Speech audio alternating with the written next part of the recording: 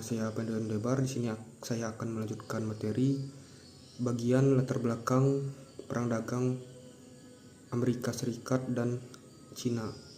Nah, di sini saya akan jelaskan bagian latar belakangnya. Latar belakang dan eskalasi perang dagang ini bermula pada tahun 2018 dan sempat mereda dengan kesepakatan fase 1 pada tahun 2020, namun pada 2025 AS menuduh Tiongkok gagal memenuhi komitmen pembelian produk AS dan meningkatkan tekanan melalui tarif tambahan. Tiongkok merespon dengan menyatakan bahwa surplus perdagangan mereka adalah akibat struktural dari ekonomi AS dan bukan kesengajaan. Dampak ekonomi dan sosial eskalasi ini berdampak luas, antara lain: 1. Perdagangan global. Tarif tinggi mengganggu rantai pasok global, meningkatkan biaya produksi dan memperlambat pertumbuhan ekonomi di kedua negara. 2. Sektor pendidikan dan pariwisata. Tiongkok mengeluarkan peringatan perjalanan dan studi KAS yang dapat mengurangi pendapatan dari sektor-sektor tersebut. 3. Opini publik. Warga Tiongkok mengungkapkan kekhawatiran atas dampak perang dagang terhadap lapangan kerja dan stabilitas ekonomi, sementara pemerintah menyensor diskusi terkait tarif di media sosial. Nah, sekian yang bisa saya sampaikan. Untuk kurang dan lebihnya saya mohon maaf, dan materi selanjutnya saya serahkan kepada rekan-rekan saya. Terima kasih. Mengapa topik ini penting? Dampak perang dagang Amerika Serikat Tiongkok terhadap ketahanan ekonomi Indonesia. 1. Perubahan arus perdagangan. Ekspor Indonesia bisa terdampak karena melemahnya permintaan global.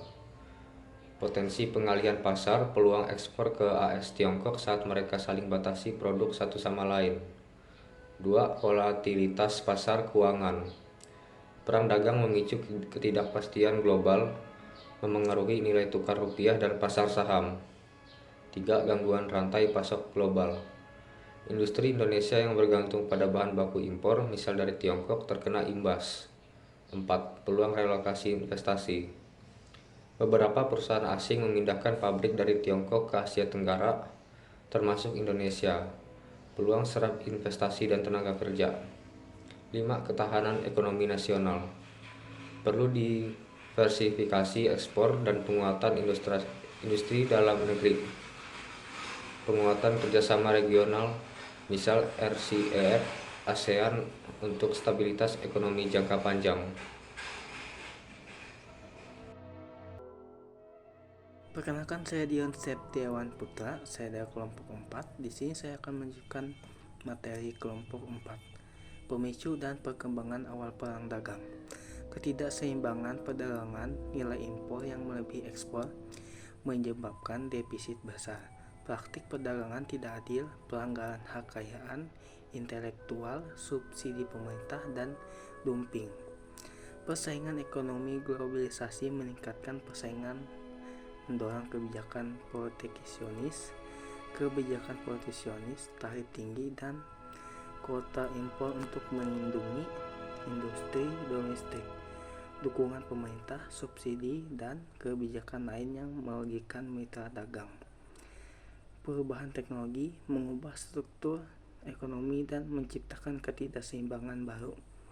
Faktor politik diplomatik, hubungan ini bilateral yang buruk atau persaingan kekuasaan dominasi. Faktor-faktor ini dapat memicu perang dagang yang semakin rumit dengan globalisasi dan integrasi ekonomi. Peluang dan strategi bagi Indonesia dalam menghadapi perang dagang Amerika Serikat dan Tiongkok. Yang pertama, itu peluang. 1. Relokasi industri. Perang dagang Amerika Serikat dengan Tiongkok membuka peluang bagi Indonesia untuk menarik investasi di sektor manufaktur, khususnya elektronik dan otomotif. Dengan memperbaiki infrastruktur dan kemudahan berbisnis, Indonesia dapat menjadi tujuan investasi yang menarik. Kedua, diversifikasi pasar ekspor. Indonesia dapat membuka pasar baru di Afrika, Asia Selatan, dan Timur Tengah dengan memperkuat diplomasi ekonomi dan meningkatkan kualitas produk ekspor. Yang ketiga, pengembangan industri subsidi impor. Indonesia dapat mengembangkan industri dalam negeri untuk menggantikan produk impor, sehingga mengurangi ketergantungan pada produk luar negeri. Yang keempat, peningkatan keterampilan tenaga kerja. Indonesia dapat meningkatkan keterampilan tenaga kerja untuk memenuhi kebutuhan industri yang berkembang. Yang selanjutnya adalah strateginya. 1. Reformasi birokrasi dan regulasi. Indonesia perlu mempercepat reformasi birokrasi dan regulasi untuk meningkatkan kemudahan berbisnis dan menarik investasi. Yang kedua, penguatan diplomasi ekonomi.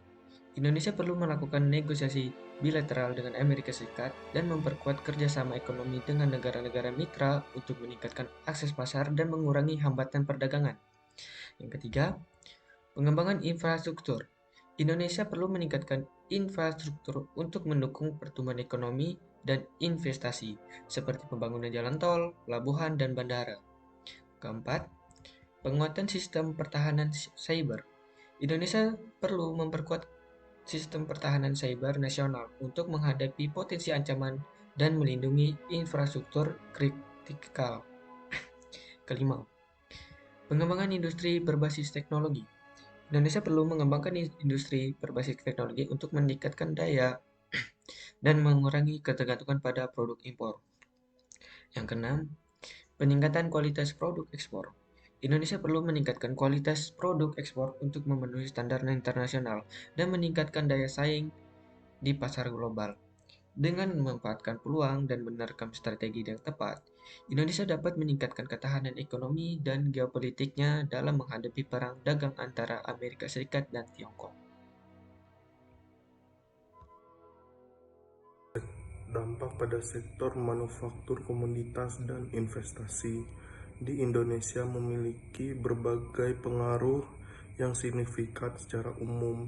Pertumbuhan industri manufaktur mendorong peningkatan PDB, menciptakan lapangan kerja, dan meningkatkan daya saing ekspor. Kenaikan ekspor komoditas, terutama manufaktur, dapat meningkatkan pendapatan negara yang mendorong investasi. Namun, persaingan global, inflasi, dan kebijakan pemerintah juga dapat mempengaruhi kinerja sektor ini. Dampak pada sektor manufaktur, pertumbuhan ekonomi. Industri manufaktur berkontribusi besar terhadap pertumbuhan ekonomi Indonesia, baik secara langsung melalui peningkatan nilai tambah maupun secara tidak langsung melalui peningkatan investasi dan ekspor. Yang kedua, peningkatan ekspor.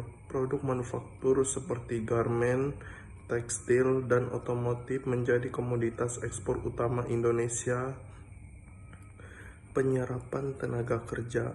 Industri manufaktur menyerap jumlah tenaga kerja yang besar sehingga dapat mengurangi angka pengangguran dan peningkatan pendapatan masyarakat. Dan yang terakhir, peningkatan investasi. Sektor industri manufaktur menjadi tujuan utama bagi investor baik dalam negeri maupun asing karena potensi pertumbuhan dan keuntungan yang besar. Sekian, terima kasih. Baik, di sini saya akan menjelaskan materi selanjutnya dari teman saya. Tapi sebelum itu, perkenalkan, nama saya Alden Daniel, dan materi yang akan saya sampaikan adalah dampak perang dagang Amerika Serikat dan Tiongkok pada aliansi kemitraan internasional. Terdapat 3 dampak. Yang pertama adalah hubungan Amerika Serikat dan sekutu tradisional. Ketegangan meningkat karena Amerika Serikat mendorong sekutu untuk mengurangi ketergantungan pada Tiongkok. Tetapi sekutu enggan karena kepentingan ekonomi besar dengan Tiongkok. Lalu dampak yang kedua adalah pergeseran aliansi kemitraan regional di Asia. Terdapat 3. Yang pertama, negara Asia termasuk ASEAN berusaha menyeimbangkan hubungan Amerika Serikat dan Tiongkok. Lalu yang kedua adalah ASEAN memperkuat kerjasama ekonomi untuk mengurangi risiko perang dagang. Lalu yang ketiga, relokasi industri dari Tiongkok ke Asia Tenggara membuka peluang baru. Lalu dampak yang ketiga adalah Peran organisasi internasional WTO dan ASEAN. WTO tetap menjadi forum penting untuk menyelesaikan sengketa perdagangan dan mengatur tarif meskipun efektivitasnya diuji oleh eskalasi tarif dan kebijakan proteksionis kedua negara besar tersebut. Lalu ASEAN berperan strategis sebagai mediator dan penggerakan integrasi ekonomi regional, membantu negara anggotanya mengelola dampak perang dagang dengan memperluas kerjasama perdagangan di investasi di luar blok Amerika Serikat dan Tiongkok. Organisasi ini juga mendukung upaya Indonesia dan negara lain dalam mengurangi ketergantungan pada suatu pasar dan menjaga stabilitas ekonomi regional. Secara keseluruhan, perang dagang Amerika Serikat dan Tiongkok memicu ketegangan dalam hubungan Amerika Serikat dan sekutu tradisionalnya dan mendorong pergerakan aliansi di Asia, sementara organisasi internasional seperti WTO dan ASEAN berperan sebagai wadah pengelolaan konflik dan fasilitator kerja sama regional. Untuk materi selanjutnya akan disampaikan oleh teman saya. Oke, selanjutnya di sini ada peran Huawei dan isu keamanan jaringan 5G. Di sini ada implikasi keterlibatan Huawei dalam membangun infrastruktur 5G di Indonesia, menimbulkan pertanyaan tentang keamanan data dan potensi. Di sini ada relevansi bagi Indonesia, yaitu memiliki kebijakan yang jelas untuk terkait keamanan siber dan regulasi ketat untuk melindungi data dan infrastruktur kritikal. Persaingan teknologi terhadap inovasi dan perkembangan global ini dapat mendorong inovasi, juga dapat menyebabkan fragmentasi teknologi dan standar yang berbeda. Dan relevansi bagi Indonesia perlu berinvestasi dan penelitian dan pengembangan R&D untuk meningkatkan kemampuan teknologi dalam negeri dan berantisipasi dalam inovasi global. Di sini dampak pada rantai pasok teknologi global memiliki persaingan teknologi yang dapat mengganggu rantai pasok teknologi, misalnya melalui pembatasan ekspor dan impor. Hal ini dapat menyebabkan kenaikan harga. Kemudian bagi Indonesia perlu diverifikasi sumber pasokan teknologi dan mengembangkan industri manufaktur teknologi dalam negeri untuk mengurangi ketergantungan pada suatu negara atau perusahaan lain. Kemudian ada perang dagang terhadap ketahanan ekonomi Indonesia. Perang dagang antar negara besar dapat mengaruhi ekspor dan impor Indonesia, investasi asing, dan pertumbuhan ekonomi secara keseluruhan. Kemudian di sini ada relevansi juga untuk Indonesia perlu memperkuat hubungan perdagangan dengan berbagai negara, mencari pasar alternatif dan meningkatkan daya saing produk dalam negeri untuk menghadapi dampak negatif perang dagang. Kemudian akan dilanjutkan oleh teman saya.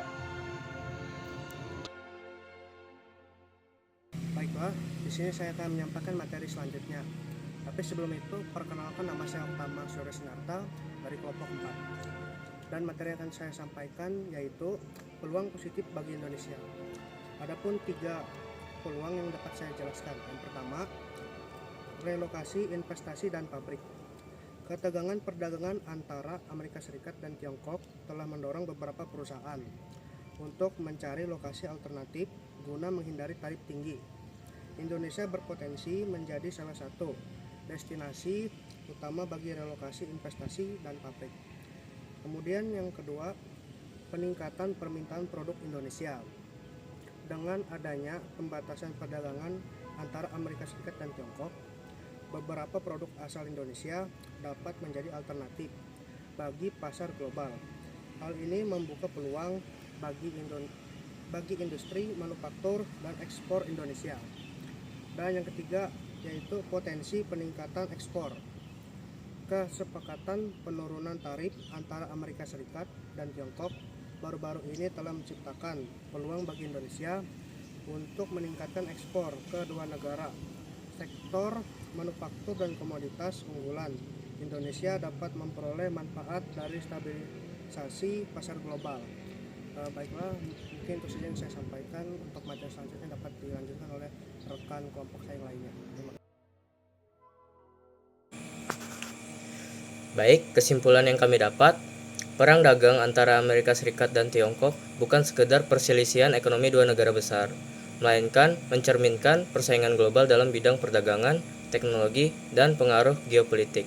Ketidakseimbangan neraca, perdagangan, tuduhan praktik tidak adil, serta perebutan dominasi ekonomi menjadi pemicu utama konflik ini. Dampaknya pun meluas ke berbagai negara, termasuk Indonesia. Ketahanan ekonomi nasional ikut diuji oleh dinamika global.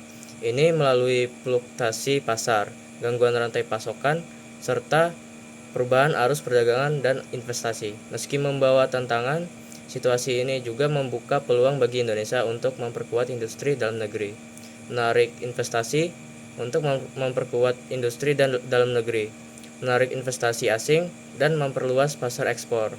Oleh karena itu, respons strategis yang adaptif sangat penting agar Indonesia tidak hanya mampu bertahan, tetapi juga tumbuh di tengah ketidakpastian ekonomi dunia. Terima kasih.